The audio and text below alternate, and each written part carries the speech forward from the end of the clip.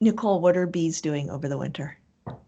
It depends on the type of bee. So when most of us think of a bee, we might picture a honeybee living in a really bustling hive, and that's certainly the case for honeybees. They do overwinter with many individuals, workers, and the queen.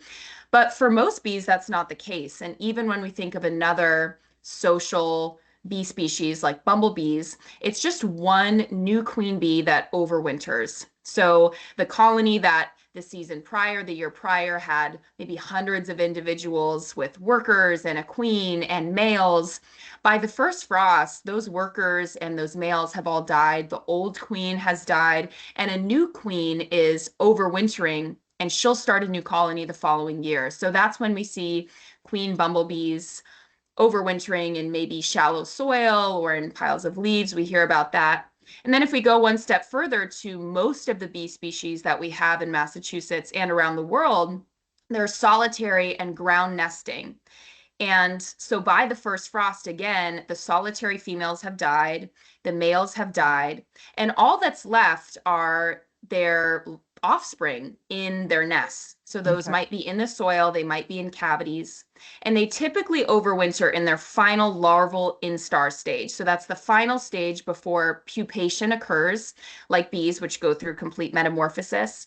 And so in the spring, they will probably pupate and then emerge as adults. But the time of emergence varies among species. So some bees will see emerge as adults quite early in the spring, and they're foraging from willows or these early blooming plants. But then some bees will emerge much later in the summer, or even midsummer. And so what they forage from and their temperature threshold for emergence will be different depending on the type of bee. So what you're talking about there is like this thing of like, wait until it's 50 degrees in the spring, and that's kind of where that comes from. It sounds like there's a very broad range for bees. Yeah. And just to clarify, when people talk about 50s, it's during the day, right? It doesn't need to be at night. During the day, yes. And so, again, that could be for early emerging species. They're usually the ones that wait until it's their flight threshold. So, really, that's why they wait to emerge, is A, for bloom time. When flowers can bloom, that's when bees want to be out and about. It's also, though, when it's too cold, bees just can't fly. And Mm. so, their temperature thresholds are different depending on their body size or level of body hair. And so, queen bumblebees, for example, will wait until it's in the 50s or preferably low 60s.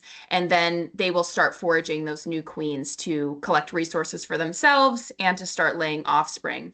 But again, for those later emerging species, they might wait much longer. Okay, what's the best thing we can do for the bees in that case? Provision habitat where you can. Like I mentioned, most bees nest in the soil, so any bare patches of soil are really helpful for these soil nesting bees, particularly malleable soil for them. They're using their mandibles and their legs to dig. So if soil is really compacted or there's mulch on top of it or there's some other impervious surface like a weed mat on top, it makes it much more difficult or impossible for them to excavate nests. So that's just something to be aware of, leaving that space where you can. And for cavity nesting bees, it could be pruning back pithy stems. It could be provisioning woody additions like logs or decaying tree trunks, things like that. And doing it in a way that's aesthetically acceptable to you or including it in an area that's maybe a bit more discreet in a garden habitat. Okay.